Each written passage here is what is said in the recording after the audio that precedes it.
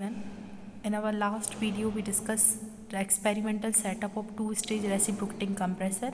Now in this video we have to calculate the volumetric efficiency of reciprocating compressor.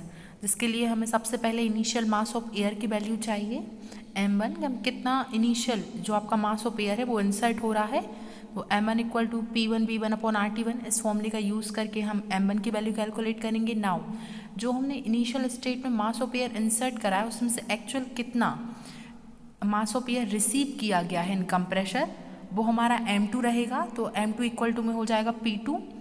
V1 same आपका जो भी storage tank की volume है वही as it is रहेगी constant upon RT1, मतलब same temperature पर जो प्रेशर में वेरिएशन आया, बस यहाँ से वैल्यू जो आपकी चेंज होगी वो P2 की रहेगी, अदरवाइज बाकी सारी चीज़ें सेम है। तो यहाँ से हम m1 m2 कैलकुलेट करेंगे। नाउ हमें ये कैलकुलेट करना है कि मास ऑफ एयर डिलीवर कितना हो रहा है पर सेकेंड।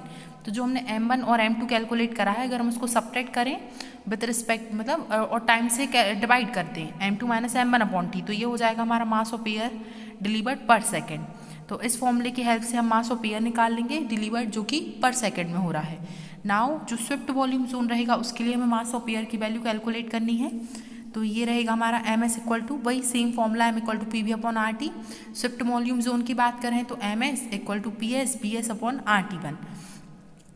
नाउ वॉल्यूमेट्रिक एफिशिएंसी का जो फॉर्मूला होता है वो हमने अप्लाई कर दिया है। Volumetric efficiency equal to M upon M S, that means जो actual mass of air deliver हो रहा है पर सेकेंड अपॉन स्विफ्ट वॉल्यूम। तो दोनों ही जो ऊपर हमने फॉर्मूले देखे उनको यहाँ पुटअप किया है, सॉल्व कर लिया है उसे।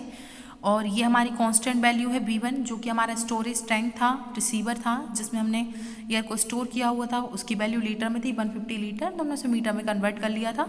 और ये हमारा स्विफ्ट वॉल्यूम है। स्विफ्ट वॉल्यूम के लिए जो प्रेशर है स्विफ्ट वॉल्यूम जोन के लिए वो 1 बार है। ऑब्जर्वेशन टेबल यहाँ बनाई हुई है, तो हमने 2 ऑब्जर्वेशंस ली हुई थी, आप चाहें तो और भी ऑब्जर्वेशंस ले सकते हैं।